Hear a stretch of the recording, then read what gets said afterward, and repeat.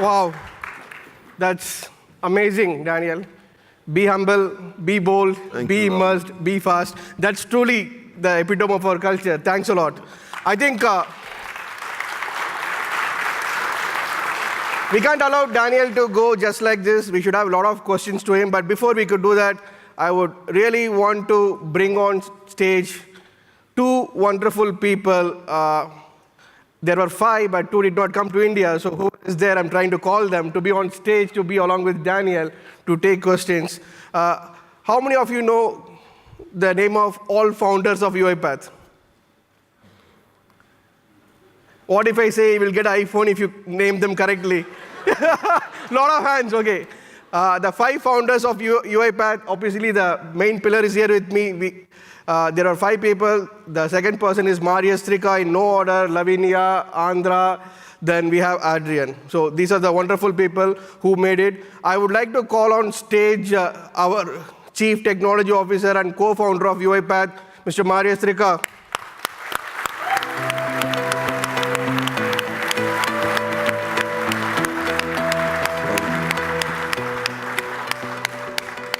And this is the first time both of them are taking stage together in India. Okay, let me call our other co-founder, Lavinia, to take stage.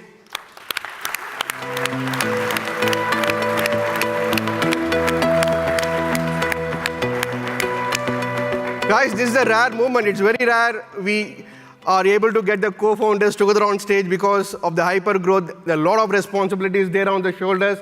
All of them coming to one country at a time is very difficult. So you had a fantastic session from Daniel. Now we can take a few questions before we proceed to one more interesting sessions. Let's throw it open for questions. The events team, can we have people with mics spread across? Questions? Any questions? No questions? Yeah, first question is here. Can we have a mic here, please? Organizers. Excuse me? My question is simple. Like, until where you will go? I mean, now you are starting... Yeah, can you repeat it? Yeah. So, Florent, I was on stage before. Like, my question is very simple. So, until where you will go? Like, because it looks like UiPath is starting to become not only a software company, but much more than that. So, are you planning to go above the software, giving a software to people? Well, that's a tough question. But what I can tell you, we don't know where we'll go. We barely have 6 months visibility in front of us. So that's part of being humble. But there is something else. I think all of us, and I will let them speak. What we have in common is some kind of drive to do something great. To do the best of ourselves. Another story for you. Around 2011, 2012, we are on the verge to close the business. So we couldn't see really any point. So we were in the moment when we have decided to build UiPath Studio, the one based on Workflow. That was and we gave ourselves like 2 months, 2 years to do our best and then close the shop. But it was really, we said, we have to do the best, really. This is the best we can do. And that's why she was a junior developer, really, hired out of school with huge contribution to the UiPath Studio. And you see, Marius still looks like 20-something. So guess what? 6 years ago. So it wasn't about experience. It was drive. And drive exists. You have it or you don't have it. So that's the reality. We still have the drive. Great, Florent. There's a person behind you. Can you pass the mic to you? Yeah. Hi. I'm really excited about this RPA and automation technology, everything. But when I go on RPA awareness tours inside my organization, trying to convince people to get on board with automation, I find it a bit difficult to convince them. There are some people who are still afraid that the automation could take their jobs away from them. How do I convince them? I really want to get everyone on board with automation. I know it's a bittersweet question. Well, that's still, they will entertain more technical question, I can tell. But look, this, a mobile phone, do you imagine how many jobs a mobile phone has taken?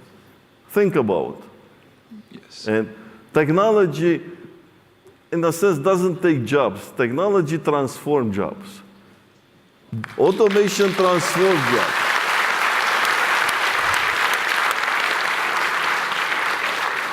The fear of robots, of this robotic technology, comes from one single fact. It's a bit similar to how humans operate. People don't fear mobile phones, but they change jobs. But they fear robots because they are similar. It's just an unfounded fear. Back here, I have a question. I'm not sure if I'm audible. Over here. Over here. Over here. Okay. Okay. Can you see me? Right. This is a kind of experience-oriented question. So every time when we face customers, and every time when we face them in a workshop or in-person meetings, the first thing they ask us is this a disruptive technology? I like the way Daniel put it, that technology does not affect us, it actually enhances the way we experience. But they say technology, though it enhances, this automation per se is a disruptive technology, but which we, from a technical perspective, we don't agree to it. But certain people from the business sector, they may have their own reasons to it, but they say it's disruptive because end of the day, we're talking about FTE, we're talking about headcounts, we're talking about the number of man-hours reduction, right? How do you, if you were to take up the role of a business consultant, and how do you position your product to first convince the customers this is not about what you think about, and second, how do you promote your product and as key differentiator? Raghu, take a shot on this. I think what's your good name? Pradyumna. Yeah, see, it's not about, when we go to customers, it's not really about job loss discussion, what is the impact it is going to have. These are something we did go through in 2016, 2017. Daniel, in his presentation yesterday, did put through something very nice.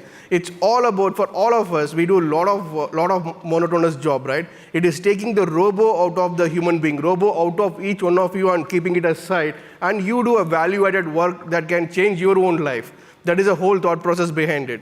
So I think all the customers, all the people readily understand this, and the most important stuff Bobby was telling in the morning, when we show it to people and make them understand what kind of impact it can happen, it transforms. There are a lot of cases where customers, when they do the first automation and first robo go live, all of them stand up and give a great applause and they say something magical has happened. I don't have to do this again in my life.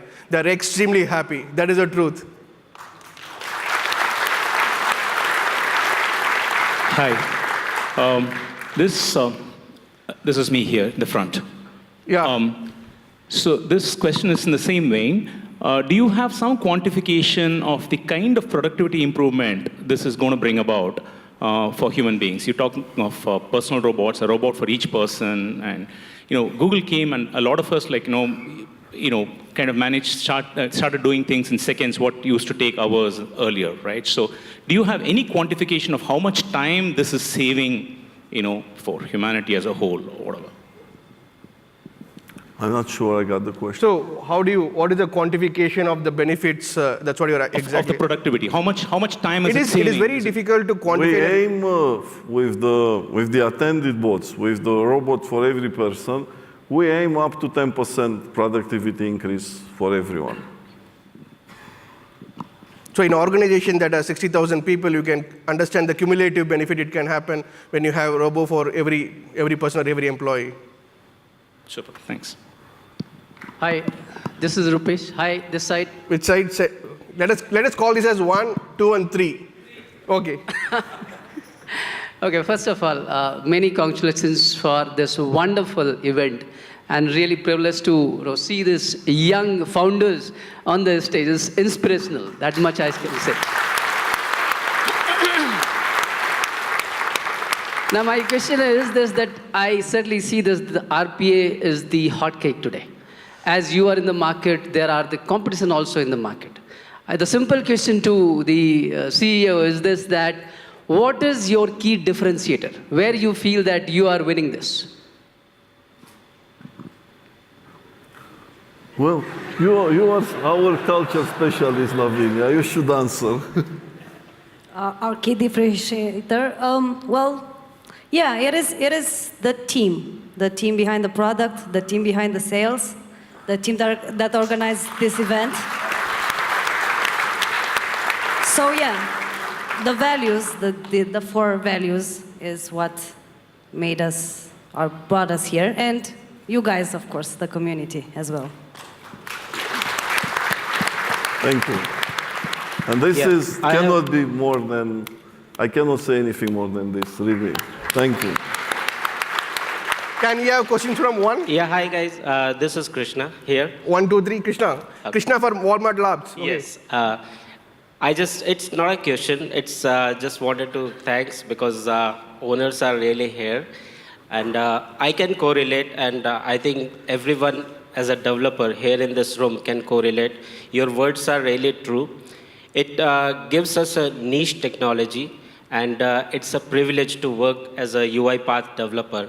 And people see us with a different eyes now because we did something which is not possible with all the day work, what people were doing since 2, 3, or 10 years.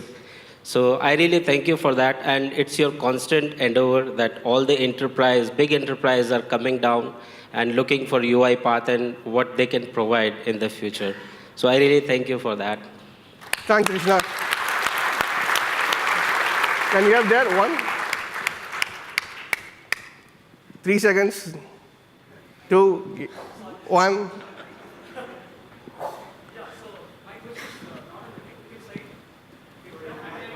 Mike, can you pass the mic, Prasad? Prasad, you can't ask a question. Come on.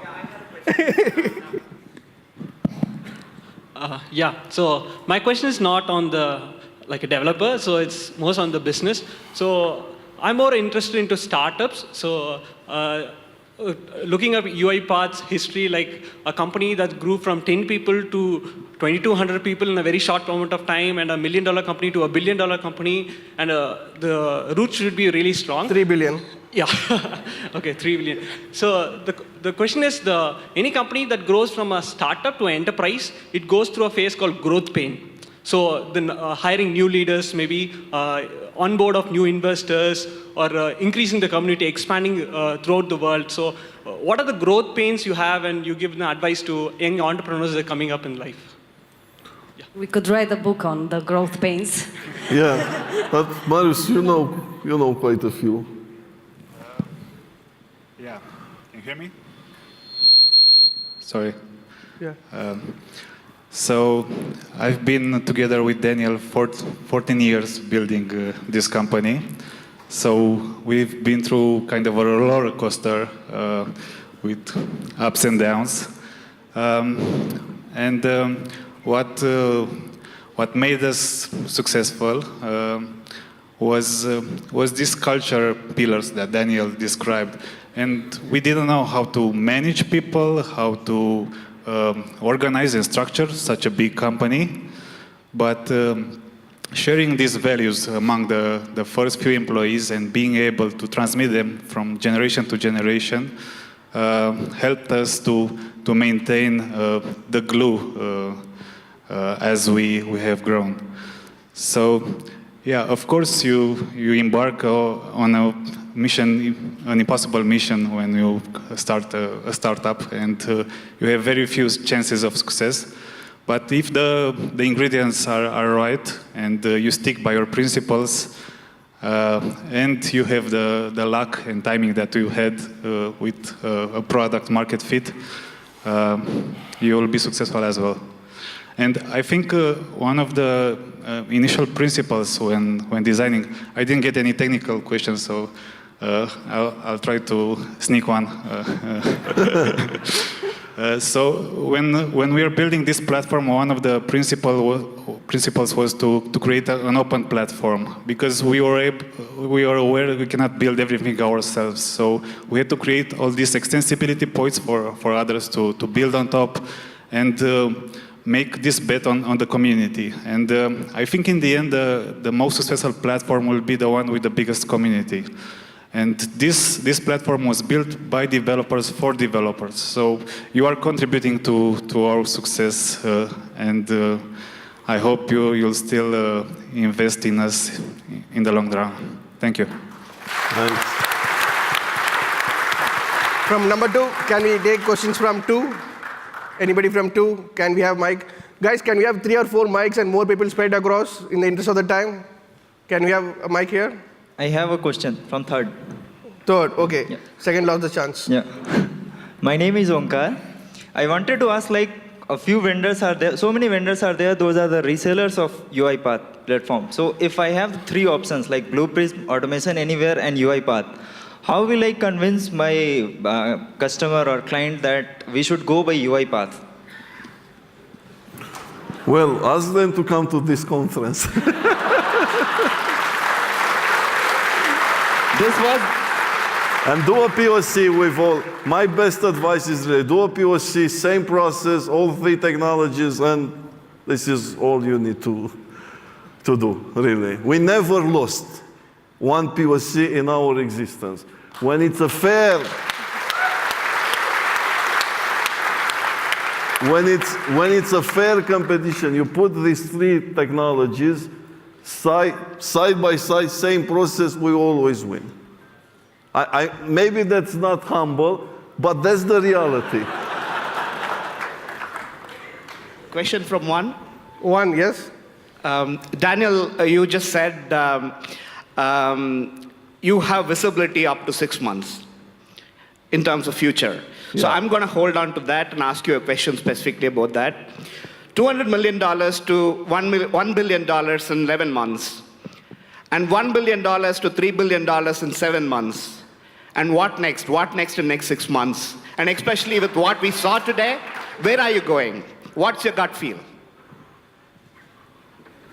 Well, I think for the next 6 months, we have a pretty good view of the world.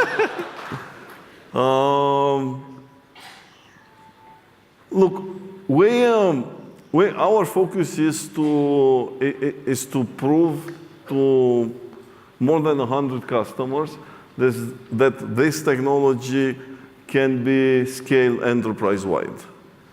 So everything that we bring in terms of technology support this. We have quite a few customers that have deployed enterprise-wide.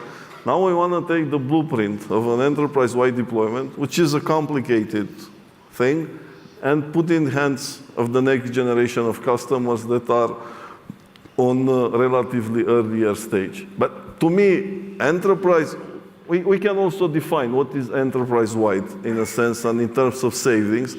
We want to see savings not in terms of robots. There are multiple definitions of robots. Who cares how many robots do you have? I think what really matters is the number of manual hours saved by the bots. This is how you measure the performance. And to us, an enterprise-wide customer success is saving 100,000 manual hours per year. This is a boggle. Think about what does it mean.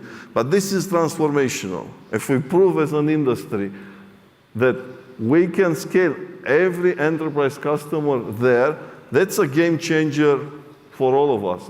It shows it's very early. There are 10,000 enterprise customers, big enterprise customers in this world. Imagine 10,000 customers scaling to this level. And this level is just the beginning. We have our biggest flagship customers, SMBC Bank in Japan, that scaled to almost 3 million hours saved. So 100K is doable, but it's a bold goal. So that's an example of thinking bold, I think. In terms of valuation, 3 billion to 10 billion in 6 months? Well, valuations are a thing that Look, I can explain you how people calculate the valuation of a company. So it's not quite black magic. You need to look at the growth rate. And based on growth rate and the potential of the market, and let's say we are all in the same market, RPA, so market is the same for everybody. You look at growth rate and at revenue, number of customers, and you associate, like a number. And you multiply that number, this is a multiply to the revenue. And this is how you get a valuation at certain point, and how you shake hands with the VC, at least at this stage. Now, I can tell you and as you can see, we made our numbers, pretty open. When we got the 3 billion valuation, our revenue was less than $100 million. Now we are at 180, and fastest growing enterprise in history. You do the math. Yeah. Okay, we have a question in number 2, but we don't have the mic, so I'm sorry. People are totally ignoring number 2. Okay. Yeah, there's a mic. Could you please activate the mic? 2.5. I'm in mid. I'm in mid, so okay, yeah, please. 2.5. Yeah. Okay. Hi all. It's me, Hari. I'm from a company called Tango, and we are associated with UiPath for the last 3 months. It's a privilege for me to be here, and the day was so fine. So let me start. Right now we are in 2019, and you said 10 years back you started this journey. And I believe that would be probably 2005 or 4, maybe. That time the world was still happy with mainframe and other traditional technologies. So how you thought about this process called robotics, which was nowhere in the world, and how you 3 guys met to start this idea from the scratch when it was nowhere in the world? We didn't have the idea found us, right? Like Daniel said, we were just developing a product, trying to do our best work, and then the project in Chennai came at us, somebody discovered us. We went there and we realized that we can do more than a product, we can change an entire industry. So that's the gist of the story. Yeah. And how did you come to know about robotic process automation and how? In a sense, guys, we always pay tribute to the good competitors. Blue Prism has invented this term, robotic process automation. They had the concept of using this technology in a data center in unattended way. So this is credit to Blue Prism. They've done a lot.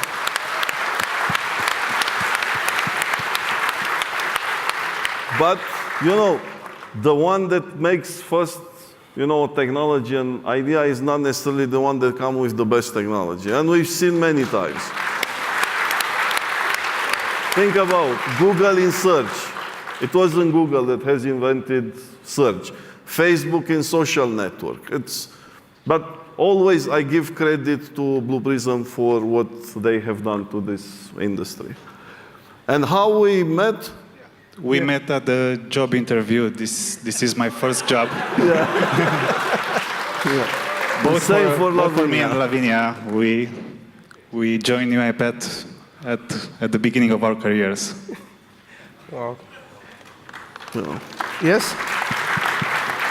Can we take a question? There's a lady in the back. Please don't pass the mic to others. Lady in the back. Could we pass the mic there, please?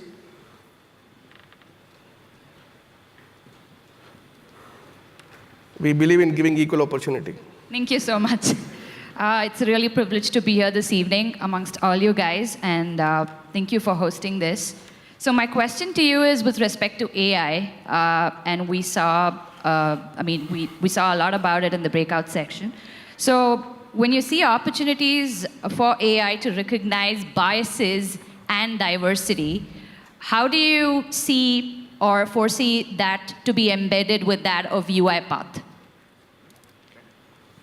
When it comes to biases and diversity. Oh, yeah, that's a tough problem, really, solve. And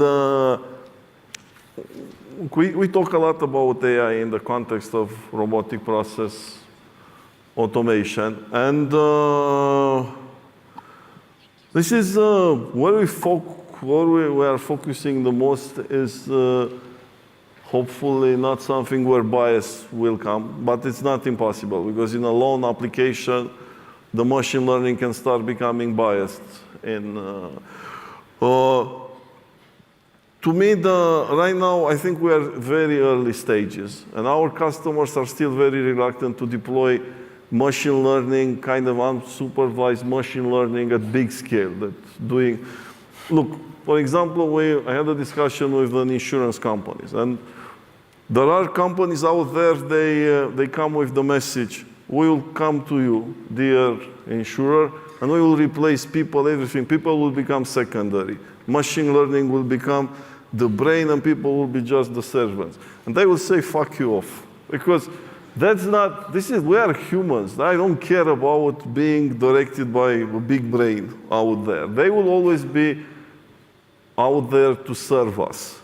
So we're really at the baby steps right now. And people will watch very closely their machine learning models, and in time they will find ways to fight bias and to fight, different other side effects. But we personally focus mostly, I think the most value for RPA was what we have showed you. And believe me, there is no bias for different types of controls there. Unless it sees all buttons. Yeah. We hope it's going to work unbiased. And obviously, text, natural language processing, data extraction, it's a big thing for... we'll see. I think the industry is very early, really. Great. But that's a phenomenal question. Thank you. We'll take 3 to 5 questions before we move to the next. Yes, sir. 2. Yeah, this one person. He's also 2. Yeah. Okay, we'll pass it to you next. It's on. Hello. Yes, sir. Hi, Dennis. I'm Patrudu. So we have all the documentation ones like for learning purpose, website, studio guides, forum, and academy is free source. So what made you to keep all the stuff which for learning as a free source? As a free source? Yes, means like we could be able to access academy with free of cost, right?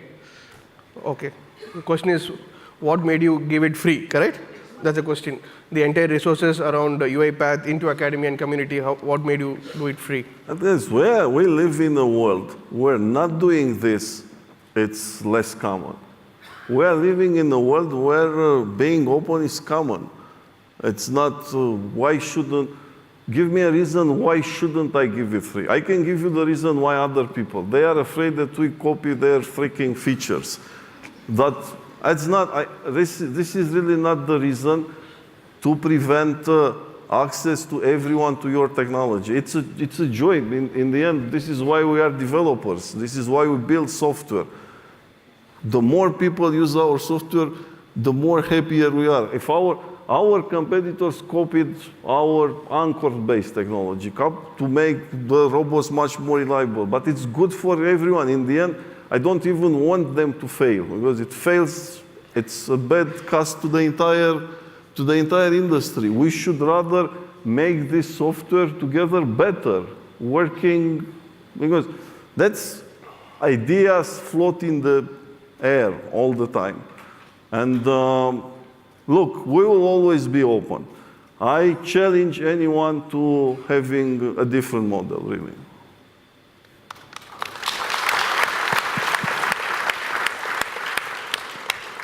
Okay, we'll take 2 more questions. There is one here. Tejas, could you please come till then? Can I please? Okay. Sorry. Okay, this is Manoj from Accenture. Yes, my question is to you more from business standpoint.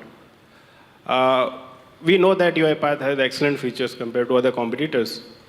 But to business, when we go to business, and when we present our business case along with other competitors, then the major question which comes to us is about the cost, right? Maybe run cost, implementation, of course, can be managed. But when we look at the license cost of the bots, right, it is quite high compared to a competitor like AA. So is there any plan to cut down the license cost in future? It was the question. Can you repeat the last part once more? My question is that, is there any strategy you guys are planning to cut down your cost, run cost of your bot? Yeah. Okay, the question is Yeah. when they make a business case along with the competition, UiPath cost is more, so they're not able to make a business case. Is there a plan to cut the cost? Well, I can challenge you on this one. I can challenge you to build a business case with free software versus our software. So let's say our competitors decide to give their software for free. Our main competitors, I'm not mean the free ones already. I will still keep the same price and I will still win the same number of deals. I challenge everyone on this. And I'll explain, it's a very simple math behind it. License, it's a small part of total cost of ownership. Nobody serious looks only at the license cost. So if you look at every exercise, it's about total cost of ownership. And if the implementation cost is usually 10% of the license cost, if I can prove, and we prove always, that our implementation cost is at least 30% less than our competitors, so our total cost of ownership is 30% less than our competitors, it's end of the game. Zero means nothing. So we win, and we win constantly against zero. There are zero technologies in the market. And that's not, look, this is, again, this is an important fact. This is a technology that is like infrastructure. You want the best. Our customers build on the top of this technology, build their own IP, build their business on the top of it. As in your house, you want the best plumbing. You are not gonna get a free plumbing in your house because the total cost of ownership of free plumbing in your house will be much greater than paying the best infrastructure out there. Look at Chinese economies built on German technology, but they build their factories and they build their economy on a different model. If they would have tried to build also the infrastructure, they wouldn't be here. Guys, in this world, buy the best infrastructure money can buy, because that will serve many times more. Well, this is why our pricing, I think, was always decent, was always kind of good. And people, I've seen attempts from competitors going to our customers coming 5 times less. 5 times less. No chance, because this is the math. And it's a lot more. It's an ecosystem. It's the direction. It's the roadmap. It's power to execute. You build, you make a big bet on this stuff. So licensing right now, actually, it's very cheap compared to the savings that we bring to a customer. Our license piece is nothing. It's zero. I went to one of the biggest retail customers, and they said in 1 month, with just a few bots, we deliver savings of $50 million. With just a few, that's license cost is nothing. Please, even in countries that are very cost conscious, infrastructure is the key. Get the best infrastructure money can buy. Well, this is why, again, I am at peace when our competitors lower their price. On the contrary, they destroy their business model. So we will be the Apple of this industry. I am fine with this. But we will deliver always the best quality out there. Okay, we will take 2 more questions, then 1 more question, okay? Hi, this is Prem from TCS. He knows my name, so yes, 1 more question. Okay. Yeah, hi, this is Prem from TCS. So Daniel, you made, your thoughts were quite inspiring. You spoke about how one can be humble and at the same time be bold. And by being humble, you can take a decision and then you can change your decision as you go on gathering the data. And if you do that, perhaps you will have more data than the person who is not humble. So my question is that, what do you see, where do you see this RPA industry going? Do you see that they are the next Microsoft or Google? Or do you think that either one of these companies buying the RPA company and they becoming the bigger organization? Well, there are many rumors and speculations of where the industry is going. I think this is the first time when the big software companies have noticed RPA, really. So I am sure that right now all the CEOs of the biggest companies know what RPA is. And I have a bit of doubts of any big company making a move. And my doubts are based on the fact that they don't understand this technology. It's against of a pure software developer. They want to live in saying that this is just duct tape. This is the Fed. This is gonna go away. People will go for our big business applications, and in the end, everything will be automated. So and I can understand why I am the CEO of a big company building business applications, building customers relationship management, ERP. I was trained, I was raised to think in this box. Seriously, and the valuation. 2 years ago, it would have been much easier to buy an RPA company. Today, it's a huge money exercise to make this, and to buy UiPath is impossible. For one simple reason, we don't want to sell. So there is no way. That's in a sense the beauty of being well funded. And venture capital industry really changed completely the landscape of big big companies. Nowadays, a small company, and we are still a small company compared to them, can still compete on equal terms. And we can compete on equal terms because we have access to capital and we have access to talent. And in a way, we have access to better talent than our competitors. And again, I will give you a career advice. Because anyway, for all of you, you make good choice in being into RPA. But in life, when you choose a company, you should take a bit more risks, in a sense, but slightly less risks. You shouldn't aim to go only to the big established companies out there. But a company that is in hyper growth stage is a wealth creation machine. And in UiPath, for example, we offer stock awards to everyone. So every employee in UiPath, regardless of position, got some stock options. And if you look at, so publicly, our stock option has increased in 6 months, in less than 6 months, from 1 billion to 3 billion in valuation. But you should realize that the stock options of everyone has increased 3 times. And if you do the math, you will see that it already increased at least 2 times from our last valuation. So it's a hyper growth company. It's like a money printing machine for its employees because of this high growth in valuation.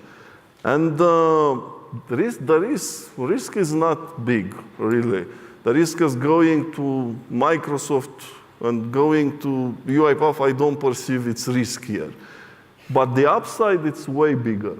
And so it's not, but obviously it's not only UiPath out there, but there are many other companies. It's just a general advice. But UiPath still offer, in my opinion, one of the best career chances out there.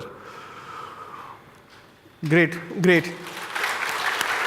Yes, we have the last question for the day. We are not going to stop with this. We are going to have one more session, and we are going to be outside. You can still interact with us. Yes, sir. Can you go with your question? Hello. Yeah. My name is Nikhil. I have around 4 years of IT experience. Previous of 2 years, I'm just .NET developer and Oracle certified. At that time, I thought where I'm going, what I'm doing, I'm not understanding. I don't have right now any question. I just want to say simple, very special thanks to everyone. Well. Hello. At that time, if I say I am .NET developer. Right now I'm saying I am robotic developer. Then everybody's, oh, you are RPA developer. That's very proud of us, right? This is because of you people. This is because of UiPath. I am here because of UiPath. I really proud of myself that I am a UiPath developer, and I thank you so much for everything. Thanks a lot. Thank you. Thanks. Thank you. Fantastic. Thanks a lot. Tejas,